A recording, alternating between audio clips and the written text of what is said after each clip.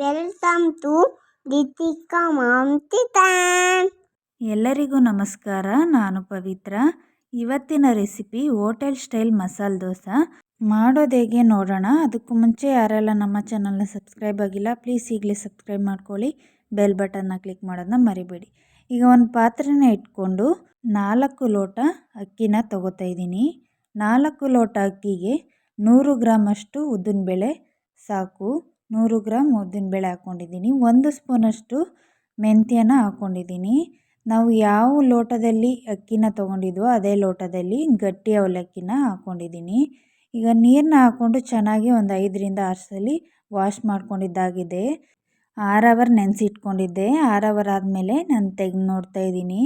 ಇವಾಗ ಚೆನ್ನಾಗಿ ನೆಂದಿದೆ. ಇನ್ನೊಂದು ಸಲ ವಾಶ್ ಮಾಡಿಕೊಂಡು ಮಿಕ್ಸಿ ಜಾರಿಗೆ ಹಾಕಿ ನಾನು ನೈಸ್ಗೆ ರುಬ್ಕೋತಾ ಇದ್ದೀನಿ. ಮಸಾಲೆ ದೋಸೆ ಅಂತೂ ಗರಿಗರಿಯಾಗಿ ತುಂಬಾ ಚೆನ್ನಾಗಿ ಬರುತ್ತೆ.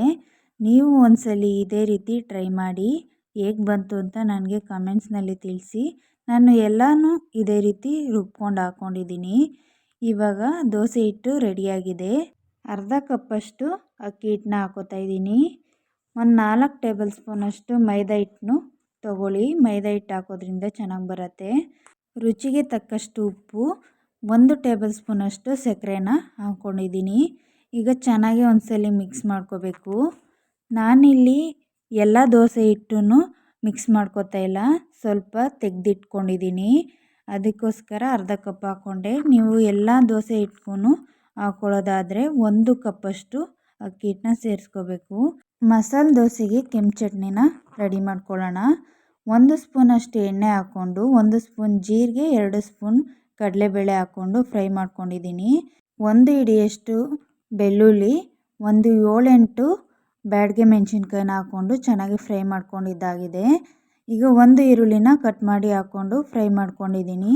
ಈಗ ತಣ್ಣಗಾಗಿದೆ. ನಾನು ಜಾರ್ಗೆ ಹಾಕ್ಕೊಂಡು ರುಬ್ಕೋತಾ ಇದ್ದೀನಿ. ರುಚಿಗೆ ತಕ್ಕಷ್ಟು ಉಪ್ಪನ್ನು ಹಾಕ್ಕೊಳ್ಳಿ. ಇವಾಗ ರುಬ್ಕೊಂಡಿದ್ದಾಗಿದೆ. ನೋಡ್ತಾ ಇರ್ಬೋದು ಯಾವ ರೀತಿ ಇದೆ ಅಂತ. ಇವಾಗ ದೋಸೆ ಹಿಟ್ಟನ್ನ ನಾವು ರೆಡಿ ಮಾಡಿ ಇಟ್ಟಿದ್ವಲ್ಲ ನೈಟು, ಇವಾಗ ತೆಗ್ದು ನೋಡ್ತಾ ಇದ್ದೀನಿ. ನೋಡಿ ಎಷ್ಟು ಚೆನ್ನಾಗಿ ಉದುಗ್ ಬಂದಿದೆ ಅಂತ. ಇವಾಗ ಚೆನ್ನಾಗಿ ಒಂದ್ಸಲಿ ಮಿಕ್ಸ್ ಮಾಡಿಕೊಂಡು ದೋಸೆ ಮಾಡ್ಕೊಳ್ಳೋಣ.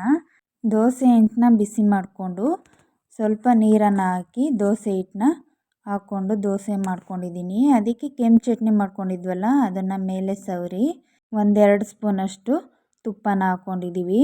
ಈಗ ಆಲೂಗೆಡ್ಡೆ ಪಲ್ಯ ಮಾಡ್ಕೊಂಡಿದ್ದೆ ನಾನು ಮಸಾಲೆ ದೋಸೆಗೆ. ಪಲ್ಯನ ಮಧ್ಯೆ ಇಟ್ಕೊಂಡು ದೋಸೆ ರೆಡಿಯಾಗಿದೆ. ಇದೇ ರೀತಿ ಹೊಸ ರೆಸಿಪಿಗಳು ಬೇಕು ಅಂದರೆ ನೀವು ಕಮೆಂಟ್ಸ್ನಲ್ಲಿ ತಿಳಿಸಿ. ಆದಷ್ಟು ಬೇಗ ಆ ವಿಡಿಯೋನು ಅಪ್ಲೋಡ್ ಮಾಡ್ತೀವಿ. ಆಲೂಗೆಡ್ಡೆ ಪಲ್ಯ ಮತ್ತು ಚಟ್ನಿ ರೆಸಿಪಿ ಏನಾದರೂ ಬೇಕು ಅಂದರೆ ಡಿಸ್ಕ್ರಿಪ್ಷನ್ ಬಾಕ್ಸಲ್ಲಿ ಲಿಂಕನ್ನು ಕೊಟ್ಟಿರ್ತೀನಿ, ನೀವು ಅಲ್ಲೋಗಿ ಚೆಕ್ ಮಾಡ್ಕೋಬೋದು. ನೋಡೋದ್ರಲ್ಲ ಮಸಾಲೆ ದೋಸೆ ಮನೆಯಲ್ಲೇ ಸಿಂಪಲ್ಲಾಗಿ ಹೇಗೆ ಮಾಡೋದು ಅಂತ. ಈ ವಿಡಿಯೋ ನಿಮಗೆ ಇಷ್ಟ ಆಗಿದರೆ ಲೈಕ್ ಮಾಡಿ, ಶೇರ್ ಮಾಡಿ, ಸಬ್ಸ್ಕ್ರೈಬ್ ಮಾಡ್ಕೊಳ್ಳಿ.